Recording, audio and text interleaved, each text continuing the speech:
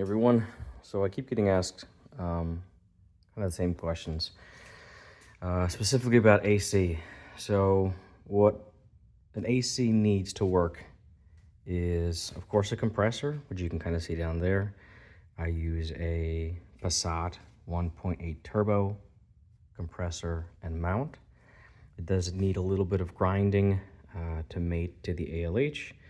Additionally, there's a blind hole you need to drill to mount it, but there's a boss that you can see exactly where you need to drill. So again, you have the compressor, you have the condenser up front, you have the evaporator, which is inside the HVAC dash, you have a dryer, I have a dual combo low pressure switch, high pressure switch for 134, and then you need a metering device in addition to the hoses.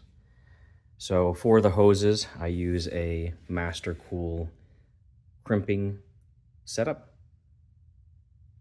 And then the only other thing you really need to concern yourself with is the types of fittings you're gonna need, whether they're male or female, and then the sizes. And I think there's either 3 or 4 different sizes, 6, 8, 10, 12, and sometimes 14. And the hoses also relate to that as well. They have thinner hoses and thicker hoses in the same size. So again, there's an infinite number of combinations. You just need to figure out what's gonna work for you.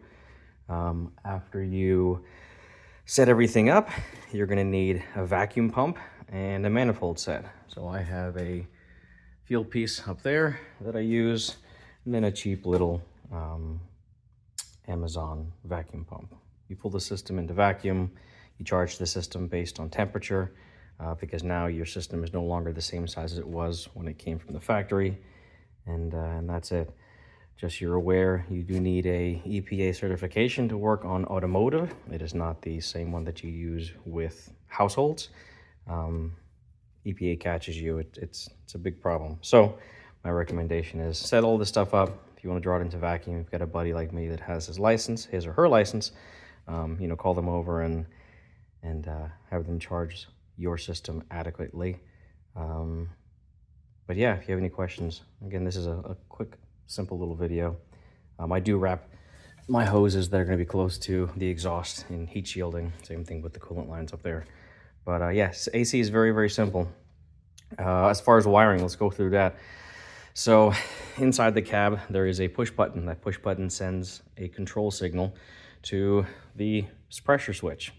As long as the pressure switch is satisfied, low pressure, if it's over low pressure, it's okay. If it's over high pressure, then it's not okay. Then it sends the signal down to the compressor energizes the clutch, and then it starts pumping refrigerant. At the same time, you need to trigger your cooling fans, and I have triple up front. My controller allows for AC control. So when that signal comes in, it actually goes through here and then jumps over and ties into the 12-volt switch, the low pressure, high pressure switch, and that goes down and ties into my compressor. The reason you need your fans to come on is otherwise your system will kick off on high pressure, which could be potentially dangerous. It could pop a line or something like that. But if you do these right, then you won't have an issue. So yeah, if you have any questions, let me know and we'll kind of go from there.